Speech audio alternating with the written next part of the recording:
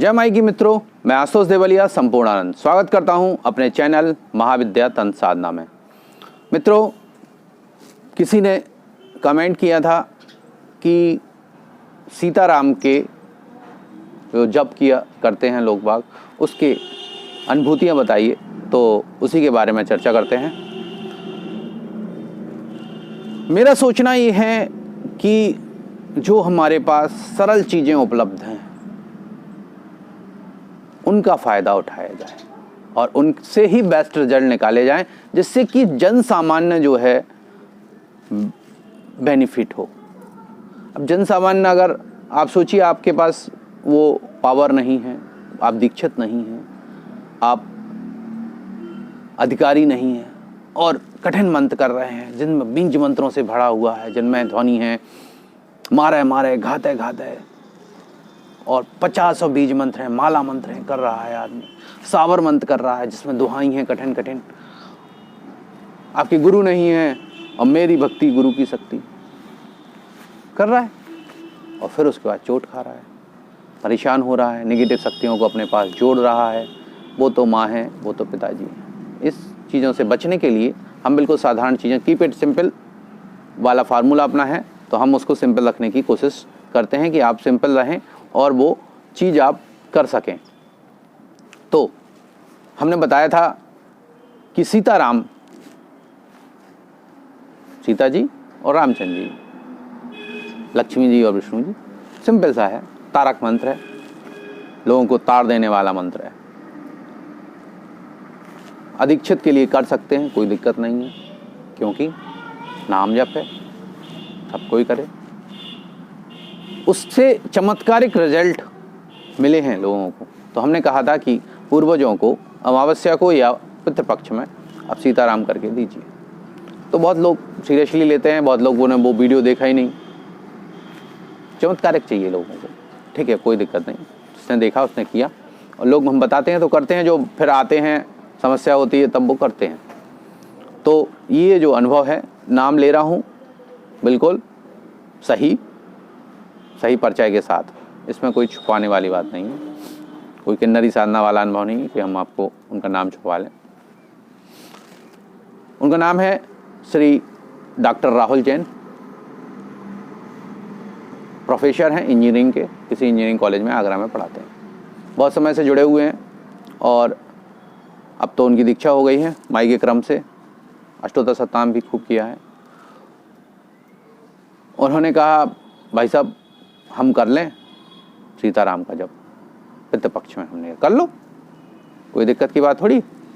उन्होंने किया सीताराम का जप उन्होंने करके, और हमने कहा था कि ये जप जो है हनुमान जी को देना, वो पूर्वजों को दें, क्योंकि डायरेक्ट में पता नहीं कौन ले जाए, किसको चला जाए फल। तो एक मीडिएटर हनुमान जी के पास आओ और लो, तुम्हारे दम हो, तो गलत आदमी के पास नहीं पहुंचेगा, सही आदमी के पास ही पहुंचेगी चीज़।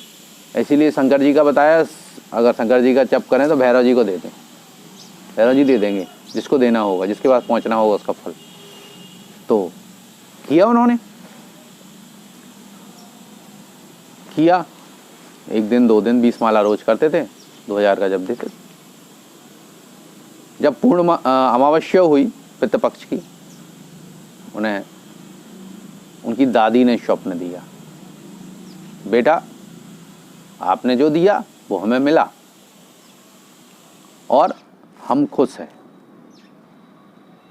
साथ ही साथ उन्होंने ये भी बताया कि हमारी ड्यूटी जो है जैन मंदिर में लग गई है और हम अब वहाँ सेवा करेंगे। देखिए, जो पूर्वज पितृलोक चले गए वो तो ठीक है, चले गए। दूसरे सारे पूर्वज पितृलोक नहीं जा पाते हैं, जिनकी साधना कमज़ोर होगी वो पितृलोक नहीं जा पाते हैं, यहीं धरती पे फंस जाते हैं प्रीति होने में। जितना समय उनके लिए होता है, जितना समय होता है, ये प्रकृति का खेल है, पूरी जानकारी अपने पास नहीं है। मैं फ्रैंकली बोलता हूँ, जिस बात पे हमें जानकारी नहीं है, ना हम पूरी तरह उस चीज़ को जानते हैं कि किसके लिए कितना समय होगा, कौन कितने समय तक रुकेगा, ये किसी को नहीं पता है, ठीक है। अब रुकेंगे तो वो यहीं आसपास रहते हैं, घरों में रहते हैं और मंदिरों में भी सेवा कर रहे हैं और चौक चौराहे पे भी फंसे हुए हैं और कहीं किसी की गुलामी भी कर रहे हैं। तांत्रिक ओझा गुनिया में फांस लिया तो किसी के भी हो सकते हैं, या किसी पीर फकीर किसी लोक देवता के यहाँ भी फंसे हो सकते हैं। ये डिपेंड करता है कि कहाँ किसका आदमी फंसा हुआ है। तो उनके पास पहुँच गया। मंदिर में सेवा करना ज़्यादा बेटर है अपेक्षाकृत किसी तांत्रिक के हाथ में फंस जाना, किसी चौराहे पे खड़े रहना, आपके घर में खड़े रहना, आपको परेशान करना, आपसे एक्सपेक्टेशन करना, ये जो है वो गलत है।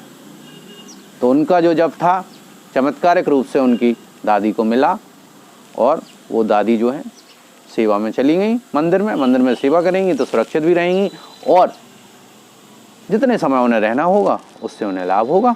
आगे जब उनका जन्म लेने का समय आएगा तो वो जन्म ले लेंगी और आगे बढ़ेंगी। ये एक जैन साहब का अनुभव था। जैन साहब का एक दूसरा अनुभव भी है, वो थोड़ा खतरनाक था, वो सीताराम से संबंधित नहीं है, कभी और बताएंगे। एक और हेमंत भाई हैं हरियाणा से, उनका अनुभव था यही सेम। उनकी जो है उन्होंने भी दिया एक दिन, अभी अमावस्या पे उन्होंने दिया पितरों को सीधा। बहुत अच्छा उनकी सेटिंग है। 200 माला दे दी उन्होंने सीधा एक बार में, 200 माला दे दी। साधक ने दी है, साधना करते हैं, वो भी दीक्षित हैं। साधक का जब ज़्यादा पावरफुल लगता है। 200 माला पहुंची, पूर्वजों ने इन्हें भी स्वप्न दिया, स्थान देखा पूर्वजों का, उन्होंने आशीर्वाद दिया। भैया आप अपने पूर्वजों के लिए करोगे तो पूर्वज भी आपके लिए करेंगे। आप अपने कुल देवता के लिए करोगे, कुल देवी के लिए करोगे तो वो भी रिटर्न में करेंगे। आप भगवती के लिए करोगे तो भगवती भी रिटर्न में आपको देंगी। सिंपल सा सिद्धांत है, आप दीजिए देवता आपको देंगे। गीता में भी लिखा हुआ है, देन लेन का सिस्टम है। आप उनके लिए करते हैं, आप उनके लिए हवन करते हैं, वो आपके लिए करते हैं। वो आप देवताओं को पुष्ट करेंगे, देवता आपको पुष्ट करेंगे। यही बात आदमी समझता नहीं है, केवल लेना जानता है। ले लियो, सब हमें दे दो, भगवान हमें दे दो, 2 करोड़ 5 करोड़ 10 करोड़ 2 अरब 10 अरब मोड़ा दे दो, बिटिया दे दो, बिटिया की शादी हो जाए, हम कुछ ना देना पड़े। आप पहले देना सीखिए। भोग भी कह देते हैं हम 5 किलो चढ़ाएंगे, और जब हो जाएगा काम तब कहेंगे 5 किलो के लाने पैसा नहीं है। देखा होगा, मीम्स भी बनते हैं इस पे। तो भगवान लड्डू, 1.25 मन लड्डू, कौन से लड्डू?